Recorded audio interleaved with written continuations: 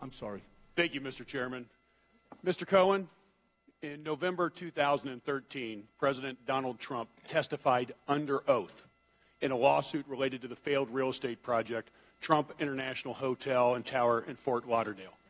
During the deposition, President Trump was asked about his knowledge of Felix Sater, a Russian-born real estate developer and convicted member of the Russian mafia, who, according to press reports, pled guilty for his role in a $40 million stock manipulation scheme.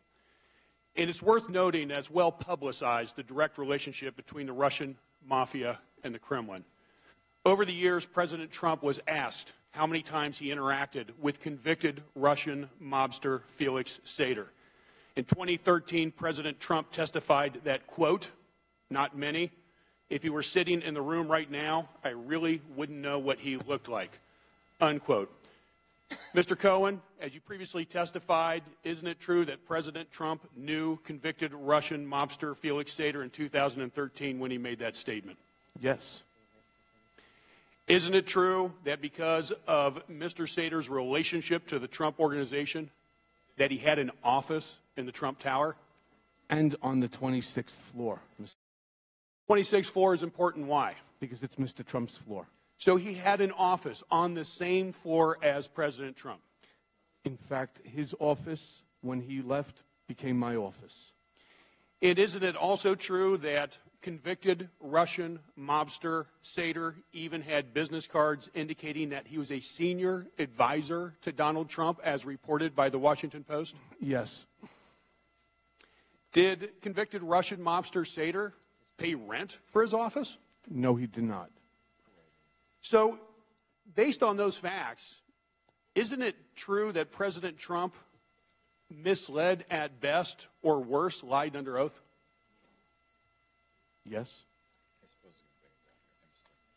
In December 2015, President Trump was asked again about his relationship to convicted Russian mobster Mr. Sater by a reporter for the Associated Press. He stated, quote, "Felix Sater, boy, I have to even think about it," unquote. He added, quote, "I'm not that familiar with him," unquote. Mr. Cohen, where would we find business records that explain the president's relationship to the convicted Russian mobster Felix Sater? Would those be in the Trump Organization's files? They'd be in the Trump Organization's files. There would be CCs to Bayrock, which was the name of Mr. Sater's company. I suspect on Mr. Sater's email address, possibly hard files in possession of Mr. Sater. And when you say in possession of the Trump Organization, where?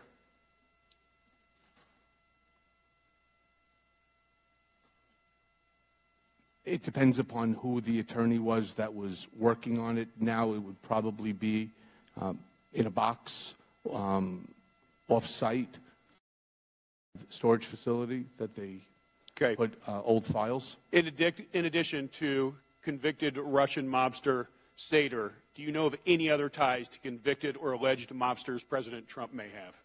I am not aware. Is it true that many people with ties to Russia ultimately bought condos in Trump properties, usually for cash? And if so, how many are we talking? 10, 20, 50? I'm not, honestly, sir, I'm not aware of any. The statement that you're referring to, I believe, was made by either Eric or Don, and I don't agree with it. So are you aware of any cash purchases by Russian oligarchs and family members of Trump properties? I'm not aware of that. I can tell you, when you say cash, if you mean walking in with a satchel of rubles, the answer is I've never seen that happen. I've never heard of it.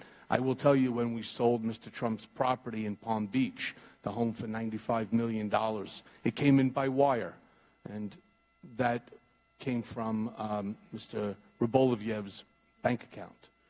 One other question. You also talked about President Trump doing negotiations throughout the campaign regarding the Trump Tower in Moscow. Was he directly involved in those negotiations? And if so, how do you know? Well, the answer is yes. And as it relates to negotiations, it was merely follow-ups as to what's currently happening, what's happening with Russia, meaning he wanted me to give him a status report. The problem with this is that the project never advanced because they were unable, Mr. Sater was unable to provide me with proof that somebody owned or controlled a piece of property that we can actually build on.